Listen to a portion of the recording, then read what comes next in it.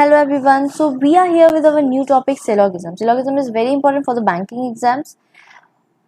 And today we will do all those questions that have been asked in IBPS POP last year.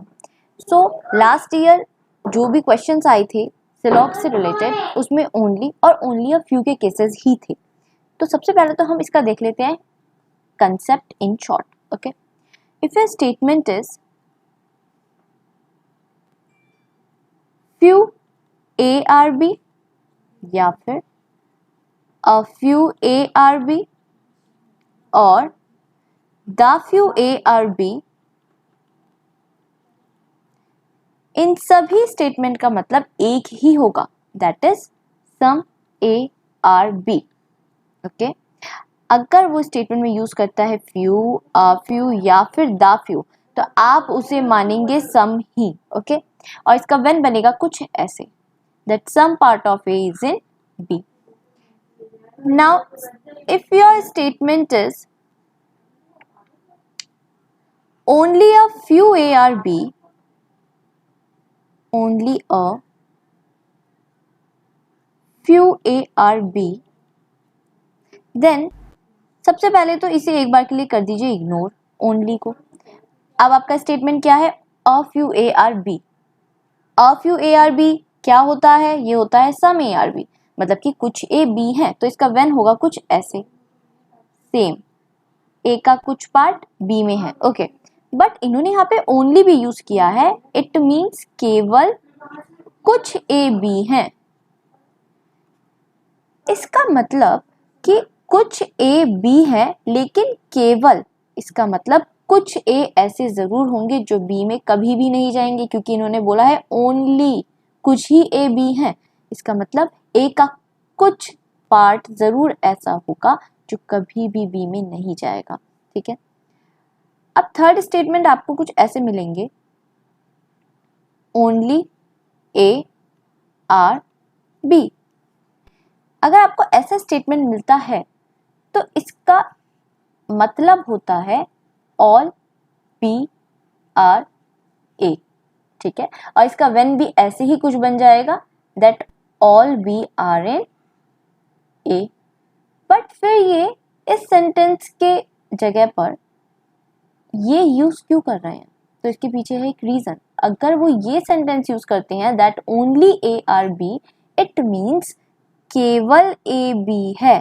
इसका मतलब ये जो B है ये और किसी के साथ कोई भी रिलेशन नहीं बनाएगा. इट मीन्स अगर मैं इसके आगे एक और स्टेटमेंट ऐड कर दूं कि सम A are C, तो यहाँ पे when में आ जाएगा, कुछ पार्ट A का C में है. अब वो आपको कंक्लूजन में बोलता है that some B are C, तो आप बोलेंगे बिल्कुल गलत, ये हमारा रॉन्ग क्यों हुआ है, बिकॉज यहाँ पे ये केस है ओनली A are B का, मतलब ये B सिर्फ A के अंदर आके बैठेगा और किसी और के साथ रिलेशन नहीं बनाएगा, तो ये वाला कंक्लूजन हो जाएगा wrong. Okay, so let us start. अब क्वेश्चंस के थ्रू हम करते हैं. So our first question is some circles are not triangle. Okay, when बना लेते हैं, सर्कल का कुछ हिस्सा ट्राइंगल में नहीं होगा. Some circles are not triangle. ठीक है, only a few squares are triangle. अब ओनली को एक बार कर देते हैं ignore, a few squares are triangle मतलब सम स्क्वायर्स आर ट्राइंगल्स, मतलब कि कुछ ट्राइंगल स्क्वायर में आ जाएंगे. ओके, बट यहाँ पे लिखा था only a few squares are triangle, इसका मतलब केवल कुछ ही स्क्वायर ट्राइंगल में है. इट मीन्स कुछ स्क्वायर ऐसे जरूर होंगे जो कभी भी ट्राइंगल में नहीं जाएंगे. Okay, no rhombus is square, तो नो रोम्बस इज स्क्वायर, तो ये हो जाएगा कि कोई भी रोम्बस कभी भी स्क्वायर में नहीं आएगा. Okay, so our first conclusion is all rhombus being triangle is a possibility. ये सभी रोम्बस इस ट्राइंगल में आ जाए ये संभावना है. तो सबसे पहले तो हमें पता होना चाहिए कि पॉसिबिलिटी कब सही होती है और कब गलत. अगर हमें कोई भी डेफिनाइट रिलेशन यहाँ से मिल रहा है उन दोनों एलिमेंट्स के बीच में, तो वो पॉसिबिलिटी हो जाएगी बिल्कुल गलत। बट अगर हमें दो एलिमेंट्स का रिश्ता ही नहीं पता, इट मीन्स अगर हमें सभी रोम्बस का ट्राइंगल से रिलेशन नहीं पता, तो उसकी कोई भी पॉसिबिलिटी आप ले लीजिए, वो हो जाएगी बिल्कुल सही। जैसे कि यहाँ है रोम्बस और यहाँ है ट्राइंगल। ये बोल रही हैं ये सभी रोम्बस ट्राइंगल के अंदर आ जाएंगे। ठीक है, हमें कितना पता है यहाँ पे, हमें बस इतना पता है कि ट्राइंगल का ये पार्ट कभी भी रोम्बस में नहीं होगा, या फिर ये पूरा रोम्बस कभी भी ट्राइंगल के इस पार्ट में नहीं आएगा। लेकिन ये रोम्बस ट्राइंगल के इस पार्ट से क्या रिश्ता रखता है और क्या नहीं, हमें नहीं पता। तो जब हमें नहीं पता ट्राइंगल और रोम्बस का रिलेशन, तो उसकी पॉसिबिलिटी हो जाएगी बिल्कुल सही। Okay, some squares can never be circles. अब यहाँ पे इन्होंने यूज किया है कैन नेवर बी। अब कैन नेवर बी अगर यूज होता है, इट मीन्स ये बात कर रहे हैं डेफिनाइट केस की, ये पॉसिबिलिटी नहीं होगी। अगर ये कैन बी होता तो पॉसिबिलिटी होती, लेकिन इन्होंने यूज किया है कैन नेवर बी। तो जब भी कैन नेवर बी मिलता है, इसका मतलब ये है आपका डेफिनाइट केस। ये बोल रहा है कि कुछ स्क्वायर सर्कल नहीं है, कुछ स्क्वायर कभी भी सर्कल नहीं होंगे। तो हम यहाँ पे देख लेते हैं। अब स्क्वायर, सर्कल और स्क्वायर का हमें कोई डायरेक्ट रिलेशन तो नहीं पता, बस इतना पता है कि ये जो सर्कल का ये पार्ट है, ये कभी भी ट्राइंगल में नहीं आएगा। ट्राइंगल में नहीं आएगा, इट मीन्स स्क्वायर के इस वाले पार्ट में भी नहीं आएगा। बट कौन सा पार्ट? सर्कल का ओनली ये पार्ट। ये बात कर रहे हैं कि कुछ स्क्वायर कभी भी सर्कल में नहीं आएंगे, तो ये बात हो जाएगी बिल्कुल गलत, क्योंकि ऐसा कहीं भी नहीं लिखा हुआ है कि स्क्वायर का कुछ पार्ट सर्कल में नहीं दिख रहा। तो जब हमें नहीं पता, तो वो कंक्लूजन हो जाएगा बिल्कुल गलत। देखिए, कोई भी कंक्लूजन डेफिनाइट केस में सही कब होता है? जब हमें उस पर 100% श्योरिटी होती है। और कोई भी कंक्लूजन गलत कब होता है, वो आप बताएंगे। ओके, तो यहाँ पे ये वाला हो गया कंक्लूजन बिल्कुल गलत। तो आंसर होगा आपका only first conclusion follows. Okay, next, only summer is hot. अब ये वही केस आ गया, only A are B. It means ये क्या कह रहा है? That all hot are summer. Okay, when बना देते हैं, सभी हॉट समर में है। बट ये तो ओनली वाला केस है, इट मीन्स ये जो हॉट होगा, ये किसी के साथ भी कोई भी रिलेशन नहीं बनाएगा पॉजिटिव वे में। ओके, नेक्स्ट स्टेटमेंट है, only a few summer is rainy. Okay, केवल कुछ ही समर रेनी है, तो ये समर का व्हेन और ये रेनी। ओके, केवल कुछ ही समर रेनी है, इट मीन्स कुछ समर तो रेनी है, लेकिन कुछ समर ऐसे जरूर होंगे जो कभी भी रेनी में नहीं जाएंगे। Okay, last statement is some winter is rainy. कुछ विंटर रेनी है, तो रेनी का कुछ हिस्सा आ जाएगा विंटर में। Now your first conclusion is all hot can be winter. Now they have used can be. जब भी आपको कैन बी दिखेगा, इट मीन्स वो पॉसिबिलिटी की बात कर रहा है। वो कह रहे हैं सभी हॉट विंटर हो सकते हैं। तो अगर हॉट और विंटर में हमें कोई डायरेक्ट रिलेशन नहीं दिया हुआ है, तो हम उसे, अगर हॉट और विंटर में कोई भी डायरेक्ट रिलेशन नहीं दिया हुआ है, तो हम उसकी पॉसिबिलिटी को राइट कर देंगे। बट अगर हमें हॉट और विंटर में रिलेशन पता है और उसमें पॉसिबिलिटी दे दी गई है, तो वो हो जाएगी गलत। तो यहाँ पे देखते हैं क्या दिया है, all hot can be winter. सभी हॉट विंटर में हो सकते हैं। हॉट यहाँ बैठा है, विंटर यहाँ बैठा है, ये दोनों अलग अलग बैठे हैं, इन दोनों के बीच में कोई भी रिलेशन अभी नहीं है। रिलेशन कितने होते हैं, एक होता है सम का, एक होता है ऑल का, एक होता है नो का। तो ये तीनों ही रिलेशन इन दोनों में नहीं है। तो हम क्या बोलेंगे, हाँ जब हमें खुद नहीं पता इन दोनों के बीच में क्या रिलेशन है तो उसकी पॉसिबिलिटी जो भी अराइज हो रही है वो होगी हमेशा सही।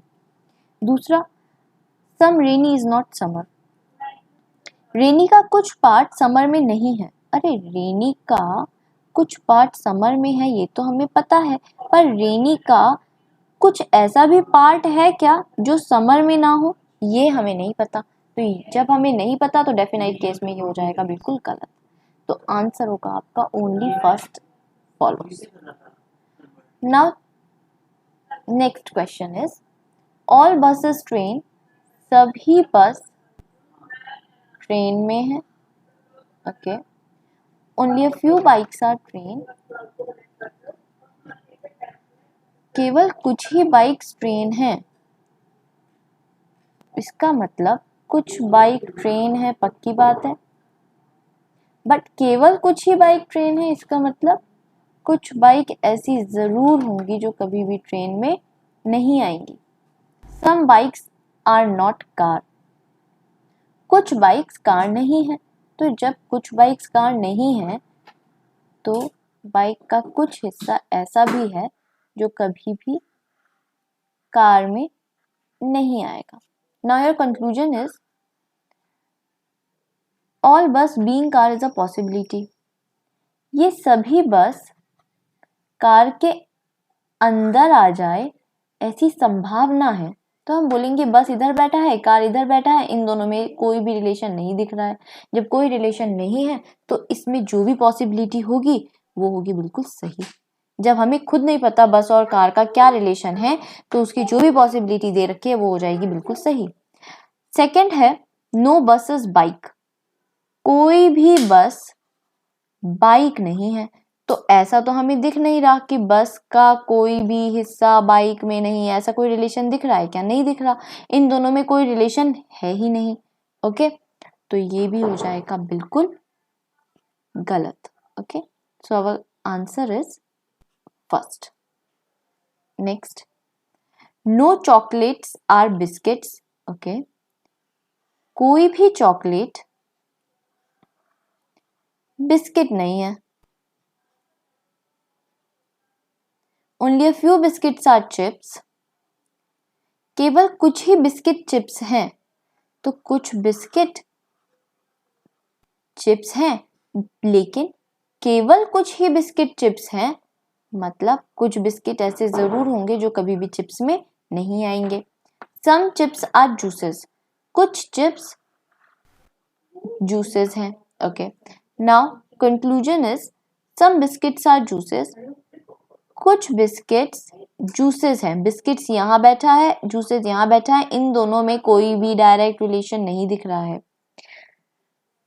सो ये हम डेफिनाइट केस में नहीं बोल सकते because we are not 100% sure. तो ये हो जाएगा कंक्लूजन गलत। नो बिस्किट आर जूसेस, कोई भी बिस्किट जूस नहीं है। फिर से वही बात, डेफिनाइट केस है, जब तक हमें इस पे 100% श्योरिटी नहीं होगी हम इस कंक्लूजन को राइट नहीं कर सकते। जब हमें नहीं पता इन दोनों का रिश्ता तो हम बोलेंगे वी कांट कंक्लूड। ओके, अब दोनों हो गए गलत, बट इसी टाइम हमारा ध्यान जाना चाहिए कि यहाँ पे इसके एलिमेंट्स सेम है, बिस्किट जूसेस,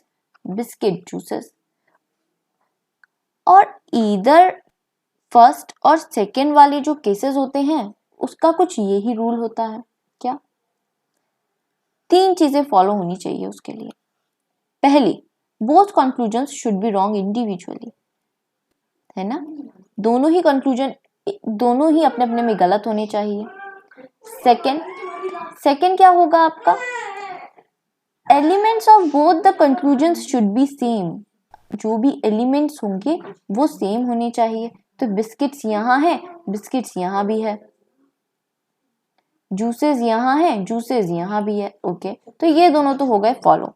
अब थर्ड क्या होता है, दैट कॉम्प्लीमेंट्री पेयर बनना चाहिए, है ना, कॉम्प्लीमेंट्री पेयर, और उसमें भी होती है तीन कॉम्प्लीमेंट्री पेयर, एक होती है सम प्लस नो, एक होती है सम प्लस सम नॉट, और लास्ट होती है ऑल प्लस सम नॉट। तो यहां पे हमें मिल रही है सम और नो, इट मीन्स ये वाली, तो ये भी फॉलो कर गया। इट मीन्स ये केस है आइदर फर्स्ट और सेकेंड फॉलोज। Thank you.